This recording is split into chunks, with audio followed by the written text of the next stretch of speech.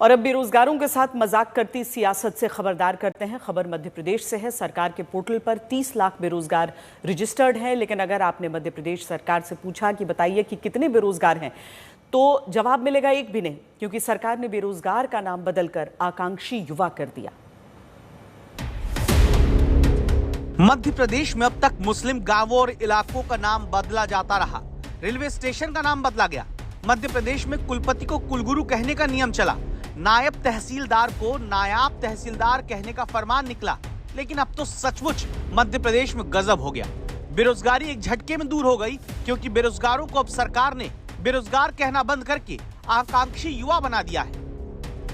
मतलब भोपाल के तरुण यादव जो ग्रेजुएशन के बाद सरकारी नौकरी नहीं पाए तो फूड डिलीवरी बॉय बन गए। सरकार कहती है कि वो आकांक्षी युवा है, क्योंकि इन्हें रोजगार की आकांक्षा है। मध्य प्रदेश में सागर के नरेंद्र भोपाल में नौकरी की तलाश में घूमते मिलते हैं।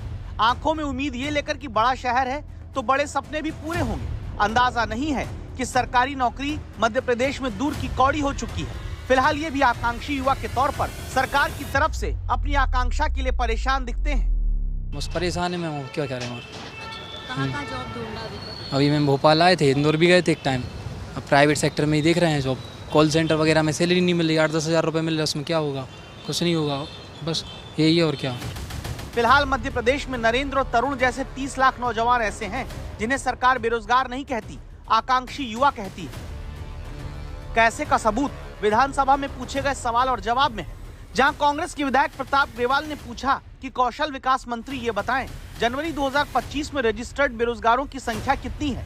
अब जवाब पर ही आपको गौर करना है, फिर समझ आएगा कि एमपी क्यों इतना गजब है।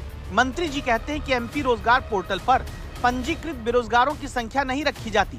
हाँ, आकांक्षी युवाओं की जानकारी है। इसे कहते हैं जादू। मतलब बेरोजगार शब्द ही खत्म तो बेरोजगारी का सवाल ही कहाँ रहा। हम तो बेरोजगार को आकांक्षी युवा कहेंगे। सबूत इस वीडियो में भी है। मध्य प्रदेश रोजगार पोर्टल पर हम आपको लाए हैं, जहां दर्ज है कि 29,36,653 बेरोजगार नहीं साहब, आकांक्षी युवा सरकारी रोजगार पोर्टल पर रजिस्टर्ड। कोई आकर देखे तो समझ ही नहीं पाएगा कि असल में नौकरी की तलाश करते बेरोजगारों का नंबर है। ऐसे लगता है जैसे शादी के कार्ड में दर्शनाभिलाषी वाले खाने में नाम जोड़ दिया गया और सरकार को लगता है बेरोजगारों को भी आकांक्षी युवा बनाकर गुडी गुडी फील होगा। आकांक्षी युवा मतलब रोजगार चाहने वाले युवा का रजिस्ट्रेशन, रोजगार कार्यालय में उनका पंजीयन होता है। वो जो संख्या आपकी कम ज़्यादा होती रहती है, वो रोजगार चाहने वाले युवा के पंजीयन की संख्या है। इतना मीठा मीठा मंत्री जी बोल दिए कि लगेगा कि आकांक्षी युवा एक पद है, जिसे बेरोजगारों को ये देकर कह दिया गया कि जाओ, अब तुम बेरोजगार नहीं रहे, आज से तुम आकांक्षी युवा हो। और हालत ये कि मई 2024 के आंकड़े कहते हैं 8,75,429 आवेदन करने वाले बेरोजगार ग्रेजुएट हैं।